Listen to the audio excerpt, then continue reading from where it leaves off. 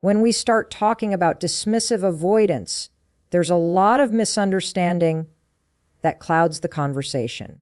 People will often throw around labels like cold, selfish, or even heartless. But the truth is, none of those labels actually capture what's happening beneath the surface. A dismissive avoidant is not someone who lacks emotion, and they're not someone incapable of love.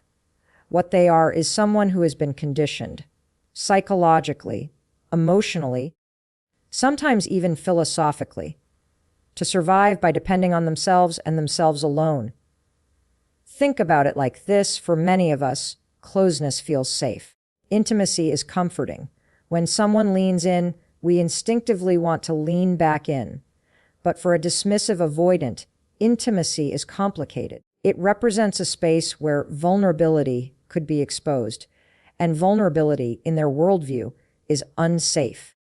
It's like they're carrying around this invisible shield, one that tells them, if you get too close to someone, you risk being controlled, disappointed, or abandoned. And this shield isn't something they put on lightly. It's something that's been forged over years, sometimes decades, of experiences that taught them independence is the only way to be secure. So when we talk about the stages of no contact, we have to start here. We have to start with that shield.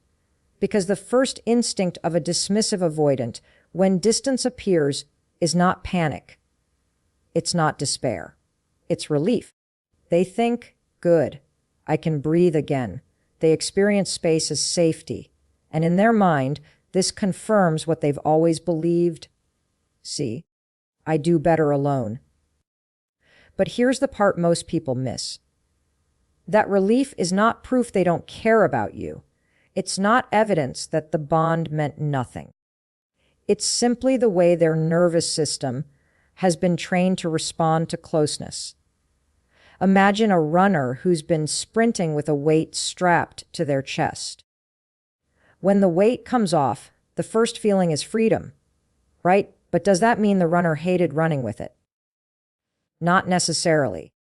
It just means they notice the absence of pressure. Now, let's go a little deeper. The dismissive avoidance need for independence often gets confused with strength, but in reality, it's a very fragile kind of strength. It's built on avoidance, on turning away from needs they actually still have but can't admit. Because admitting those needs would mean admitting they are human, just like the rest of us, and that terrifies them. So when no contact begins, they lean on that old identity. I don't need anyone. I've got myself. This is easier. If you're on the outside looking in, this can be incredibly painful to witness. You might think, if they loved me, they'd fight for me. If they cared, they'd reach out. But what's really happening is that the avoidant is doing what they've always done, protecting themselves by withdrawing into a self-contained world where they don't risk rejection. And here's where the philosophy comes in. We often assume love is about pursuit, about closeness, about proving our devotion through constant presence. But love has another dimension. It's also about absence. It's about what happens in the quiet moments when someone isn't there. And for a dismissive avoidant, that quiet space is not empty. It's a testing ground. It's where the initial relief eventually gives way to curiosity, then longing, and sometimes, yes, recognition that they actually do want connection. But they can only arrive there if the space exists in the first place. This is why the first stage of no contact is so critical to understand. It's easy to misinterpret their relief as rejection, when in fact it's just the first step in their process. If you collapse under that first stage, if you chase, if you try to force closeness again, you don't give them the chance to move past the shield. You simply reinforce the belief that intimacy is suffocating. So let's shift the perspective. Instead of seeing that initial relief as a personal rejection, See it as evidence of how deeply wired their defenses are. See it as the beginning of a journey, not the end. Because if you can hold steady through that stage, if you can allow them the space they think they want, you create the conditions for something remarkable, the possibility that they might, for the first time, come back not because they have to, but because they choose to. And isn't that what we want in love? Not someone who's there out of obligation, but someone who, despite every instinct to run, decides to stay. That's the paradox of the dismissive avoidant. They'll tell themselves they don't need anyone. They'll breathe a sigh of relief when you step back. But if the connection is real, if love is present, that space doesn't erase you. It brings them closer to realizing just how much you mattered. So remember this, the shield they carry is not the end of the story. It's just the beginning. After that initial relief comes something fascinating. And honestly, this is the stage that most people underestimate. We often assume that once an avoidant feels relief, that's it. The story is over. They've decided they're better off alone. They've moved on, and the connection is dead. But that's not how human psychology works. Relief is temporary, it fades. And when it does, something much more interesting begins to take its place. This is the second stage, curiosity. It's the emotional rebound where, in the quiet of their solitude, the dismissive avoidant begins to circle back mentally toward you. Now, let's be clear. They won't announce this. They won't send you a message saying, "I miss you," or "I've been thinking about you." That level of directness terrifies them. Instead, it shows up in smaller, subtler ways. They might scroll through your social media late at night, lingering a little too long on your posts. They might casually ask a mutual friend how you're doing, trying to disguise their interest as indifference. Or they might just sit with their own thoughts and find themselves replaying a memory, something you said, something you did, that they can't quite let go of. What's happening here is that the nervous system, which initially felt relief from distance, begins to recognize the cost of that distance. Independence, after all, feels powerful only until loneliness creeps in. And loneliness is inevitable, because no matter how avoidant someone is, they're still human. They still crave connection. They still long for recognition, for intimacy, for the sense of being seen by another. They just don't know how to ask for it. This is where philosophy meets psychology in a really profound way. John Paul Sartre once said, "Hell is other people." And while avoidance might resonate with that on the surface, other people feel suffocating, controlling, demanding. The deeper truth is actually the opposite. Hell isn't other people. Hell is separation. It's the isolation of knowing that you want connection, but not feeling safe enough to reach for it. That is the quiet prison a dismissive avoidant lives in every single day. So in this stage, what you'll see is not outright pursuit, but micro movements toward connection. They're testing the waters. They're checking to see if you're still available without actually risking rejection. Because for them, rejection feels like annihilation. Remember, their whole identity has been built on not needing anyone. To admit they care is to risk exposure, and exposure is terrifying. So instead, they watch from a distance. They gather data. They search for signs that maybe, just maybe, you haven't closed the door completely. Now, here's the critical thing to understand: this curiosity is not a game. It's not manipulation. It's survival. It's the only way they know how to bridge the gap between their fear of closeness and their hunger for connection. And if you misread this stage, if you think their silence means they're gone forever, you'll miss the fact that they are, in their own way, already coming back. What you need to grasp is that their pull toward curiosity is a sign of love, even if it doesn't look like the kind of love you're used to. For most of us, love shows up in presence, in gestures, in pursuit. For them, love shows up in hesitation, in watching from the sidelines, in replaying your voice in their head when no one else is around. It's quieter, but it's no less real. And this is where patience becomes the ultimate power. If you break no contact at this stage, if you rush in to fill the silence, you interrupt their process. You short-circuit the curiosity that is slowly, painfully leading them back to you.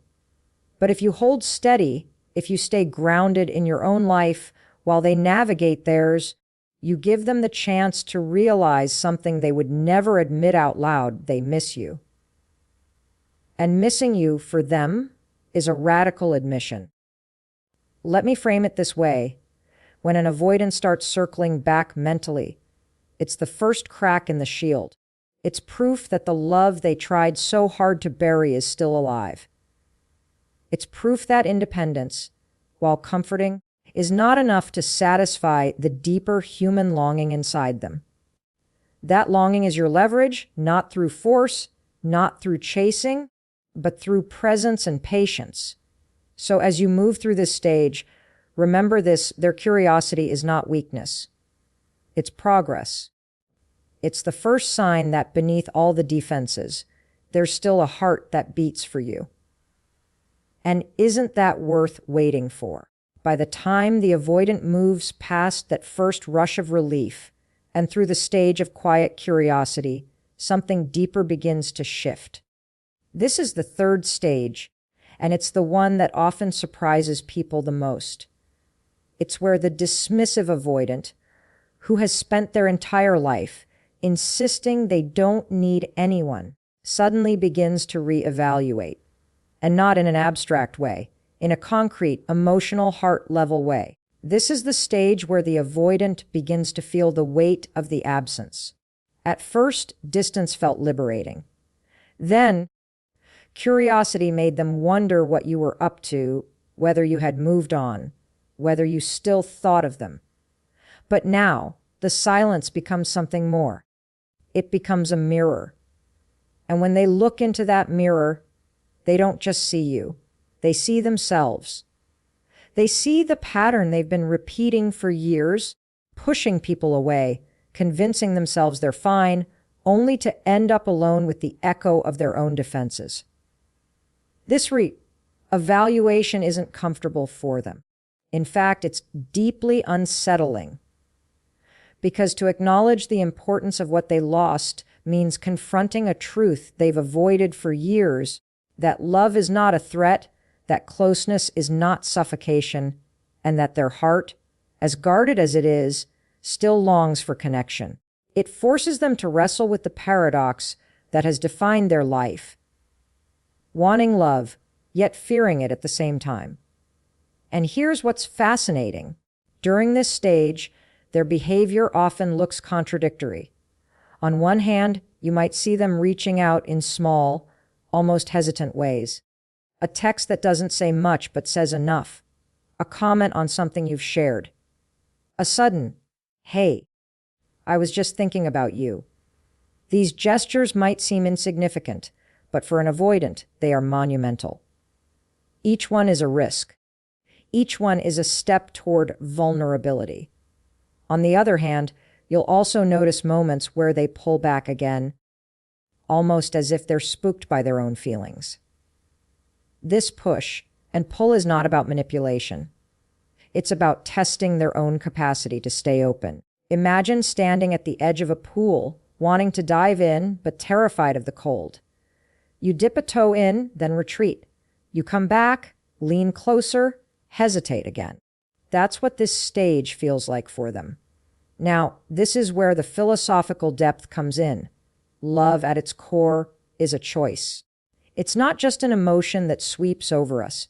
It's a decision, moment by moment, to show up, to stay, to engage. For the avoidant, reaching this stage is about moving from instinct to choice. Their instinct has always been to run. But when they start re-evaluating, they have to decide, will I keep repeating this cycle, or will I finally risk staying? That choice is terrifying, but it's also transformative. And here's the piece you have to hold onto when they do begin to re-engage, when they start inching toward connection instead of away from it. It's not because they suddenly woke up fearless. It's because love has managed to pierce through their fear. That's not avoidance anymore. That's love in its rawest, most unpolished form. It may not look like the sweeping romantic gestures we see in movies, but it's real. It's honest. And in many ways, it's more meaningful because it's so hard-won. But this is also the moment where your response matters. If you rush in, if you demand too much too quickly, they may retreat again. If you play cold or punitive, you risk reinforcing the very fears they're trying to overcome. The key here is balance. Meeting them with openness without abandoning your own self-respect. It's about allowing them the dignity of their process while holding on to the dignity of your own boundaries. Because ultimately, this stage isn't just about them. It's about you too. It's about recognizing that love with an avoidant will never be about constant reassurance or instant closeness. It's about patience, understanding, and the willingness to see progress not in giant leaps, but in small, steady steps.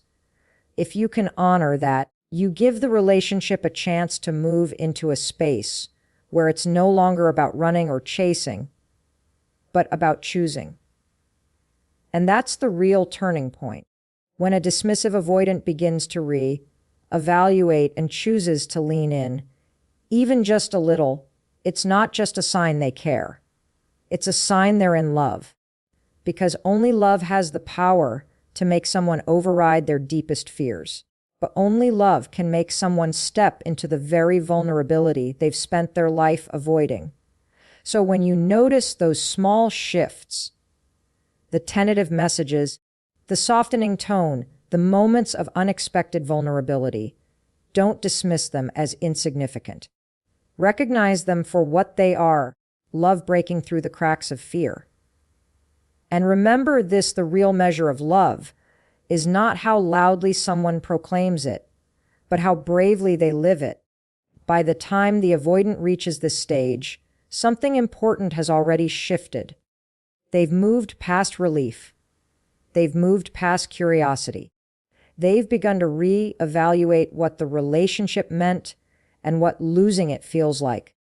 But here's where it gets really powerful, because this stage is where the dismissive avoidant begins to turn that inward reflection into outward behavior.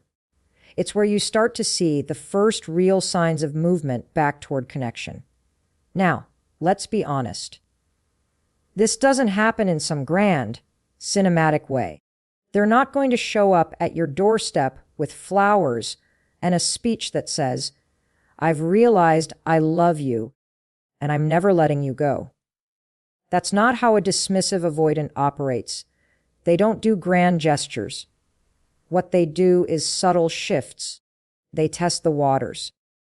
They reach out lightly, sometimes so lightly that you might miss it if you're not paying attention. But make no mistake, those small signs are huge. You might notice they suddenly send a text. Something casual, something almost meaningless on the surface, like, "Hey, how are you?" But for them, that's not casual. That's courage. That's them taking the risk of opening a door they usually keep bolted shut. Or maybe they don't message directly, but they interact with you online in ways they haven't for a long time. Liking a photo, commenting on something you posted, watching your stories more frequently. To the outside world, it looks trivial. But in the psychology of an avoidant, those are signals. Those are quiet bids for connection. And here's the thing, when an avoidant does this, it's not because they're bored. It's not because they're killing time. It's because they're no longer avoiding you. In fact, it's exactly the opposite. They're thinking about you more than they'd like to admit. They're allowing themselves, little by little, to lean back into the vulnerability they've resisted for so long. And that shift is profound, because for someone who has built their identity around self-protection, these small movements toward you are not just behavior. They are proof of love. Now, let's get into the deeper psychology here. What's really happening is that they're testing their reality. They're asking, often unconsciously, if I reach out, will I still be safe? If I show even a sliver of vulnerability, will I be punished for it? Or will I be met with openness? This is where many people go wrong. They misinterpret these subtle approaches as weakness, or worse, they punish the avoidant by saying, "Oh, now you come back. Now you want to talk." But that reaction does nothing but reinforce the old fear, closeness equals pain. If instead you recognize what's happening and meet those small openings with calm, grounded presence, you create the possibility for trust. And trust is the foundation that a dismissive avoidant needs in order to step more fully into love. It's not about praising them or rewarding them like a child. It's about showing consistency. It's about showing that you don't need them to be perfect, that their small steps are enough to begin rebuilding something real. Philosophically, this is one of the most beautiful parts of the process, because it's in this stage that you begin to see love as choice rather than accident. But they're not drifting back into your life because they have nothing better to do. They're choosing, against their fear, against their habits, against their history, to inch closer to connection. And when love becomes a choice rather than a compulsion, it deepens. It grows roots. It stops being about need and starts being about want. Now, let me make this very clear. Not every avoidant will move into this stage. Some will stay stuck in the cycle of relief, curiosity, and retreat. But when they do enter this phase, when they start to soften and reach back, it's a moment you cannot dismiss. It's not avoidance anymore. It's not indifference. It's the slow, halting, awkward expression of love from someone who doesn't know how to love easily, but loves nonetheless. This is the stage where you can finally see the paradox for what it is. The very person who seemed to run from you, who seemed to shut you out, is also the one quietly proving in their own way that you matter deeply to them. And the signs are there. Always subtle, often frustratingly small, but unmistakable when you know how to read them. So when an avoidant begins to re-engage, don't dismiss it. Don't rush it. Don't punish it. Recognize it. Because what you're witnessing in those moments is nothing less than courage. And courage in love is everything. So remember this, if an avoidant reaches out, if they begin to show even the smallest signs of leaning back in, they're not avoiding you. They're loving you in the only way they know how, and that is worth noticing. By this point, the shift in the dismissive avoidant becomes undeniable. The walls they built, the defenses they relied on, start to crack in ways you can actually see. And the real question becomes, how do you recognize the difference between an avoidant pulling away and an avoidant slowly falling in love? Because the signs are subtle, but they are there. It starts with small acts of engagement. They reach out, not because they need something, but because they want to connect. Maybe it's a text that says nothing more than, "Hey, just checking in." Maybe it's a late night like on a post you shared. Maybe it's them remembering a detail you told them months ago, something you assumed they ignored, and suddenly they bring it up. On the surface, these moments can look trivial. But for someone who normally avoids vulnerability, these are not small at all. These are love signals. See, love for a dismissive avoidant isn't loud. It's not dramatic. It's cautious. It's careful. And yet, It's deeply intentional. When they risk stepping out of their protective shell, even just a little, that's not avoidance. That's intimacy on their terms. That's their version of leaning in. And if you miss these signs, or worse, dismiss them, you miss the opportunity to truly see them for who they are underneath all that armor. Here's what else changes at this stage. Vulnerability starts to leak through. Not in big speeches or heartfelt confessions, but in moments where the mask slips. They might tell you about a tough day when normally they'd shrug it off. They might let you see their disappointment, their insecurity, their longing. For a dismissive avoidant, showing vulnerability is like walking a tightrope with no net. It feels dangerous. But the fact that they're willing to let you see glimpses of that side of them means one thing: they trust you. And trust for them is the gateway to love. Now, let's step back and think about this philosophically. Most of us are conditioned to believe that love looks like grand declarations, constant attention, or overwhelming passion. We measure love by how obvious it is. But what if real love, especially for someone wired to avoid closeness, looks quieter? What if love isn't always about fireworks, but about the courage it takes to whisper, "I care," when whispering feels like shouting to them? What if love is measured not by the size of the gesture, but by the risk it required to make it? That's the reframe I want you to hold on to. Because when an avoidant starts doing things that make no sense for someone supposedly cold or uninterested, that's your evidence. They're not avoiding you anymore. They're in love. They may not use the words. They may not even consciously admit it to themselves. But their actions tell the truth. They're circling back, showing up, offering pieces of themselves they've spent years hiding. And here's where your role becomes critical. How you respond matters. If you demand too much, too fast, you risk sending them back behind their defenses. If you dismiss their efforts as not enough, you reinforce the very fear that has kept them distant. But if you can see those small acts for what they really are, huge steps in their inner world, you create space for trust to grow. And trust is what transforms careful steps into deeper commitment. I'll be very clear, this doesn't mean tolerating breadcrumbs or abandoning your own needs. It means recognizing progress for what it is. It means meeting them where they are, while also holding steady in your own boundaries. It's not about lowering your standards. It's about understanding that love doesn't always unfold in the way we expect.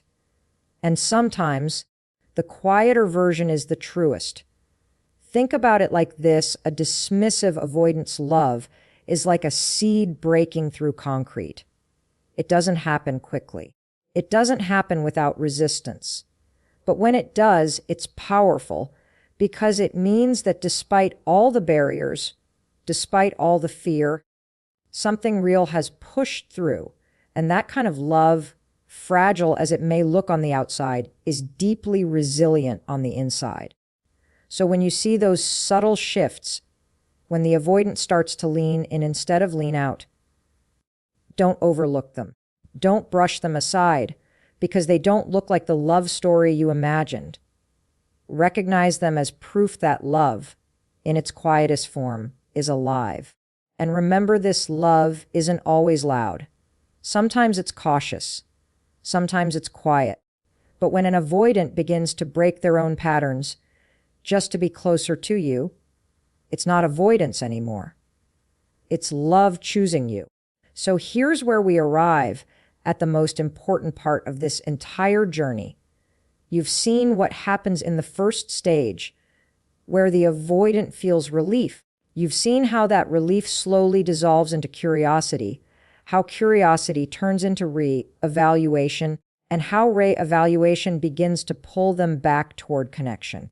And finally, you've learned how to read the quiet signs of love when they start breaking through their defenses. But none of this matters if you miss one simple truth. You can't chase them through this process. This is the hardest part for most people to accept. When someone you care about pulls away, your instinct is to go after them, to close the gap, to prove your love louder, stronger, faster. But with a dismissive avoidant, chasing is the very thing that makes them run further. Every time you push, they tighten their walls. Every time you try to force intimacy, you confirm their deepest fear, that closeness equals suffocation. The real power, the real strength, is in restraint. It's in letting them have the space they think they want while you stay grounded, steady, and whole in your own life. That's the paradox. But the more you hold your center, the more you become the safe place they can return to. Not because you begged them back, not because you guilted them into staying, but because they made the choice. And that choice is everything. This is where philosophy intersects with love in such a profound way. True love can't be coerced. It can't be demanded. It has to be chosen freely without force. And the only way an avoidant can ever truly choose love is if they're allowed the space to do it on their own terms. That's why no contact works, not as a manipulation tactic, but as a boundary that says, I'm here, I care, but I also respect myself enough not to chase. And that respect for yourself and for them is what creates the conditions for transformation. Because here's what often gets overlooked: no contact isn't just about them. It's about you. It's about reclaiming your own sense of worth, your own sense of stability, your own life. It's about realizing that love isn't about losing yourself in someone else. It's about showing up whole and inviting them to do the same. When you understand that, the dynamic shifts. Suddenly, you're no longer the person anxiously waiting for them to call, obsessively checking your phone, or bending over backwards to prove your value. Instead, you're living. You're growing. You're becoming the kind of person who doesn't need to chase love because you embody it.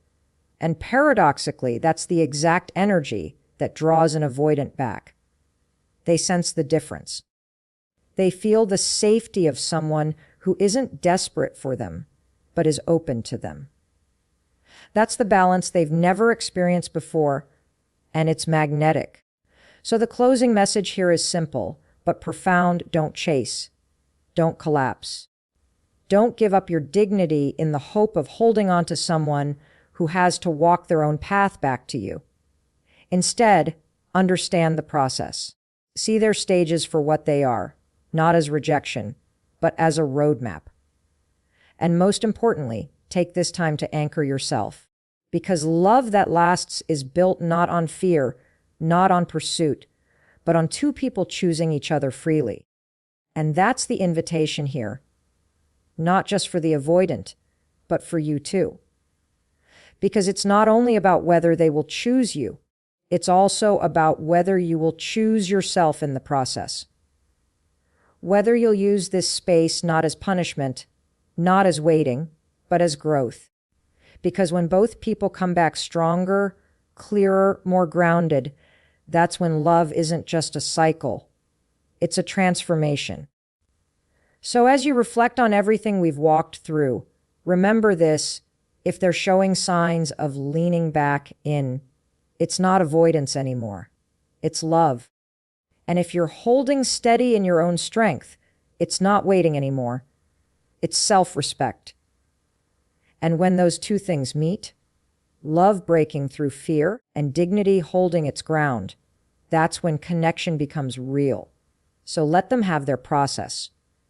Let them take their steps, and you take yours. Because the only love worth having is the kind that's freely chosen.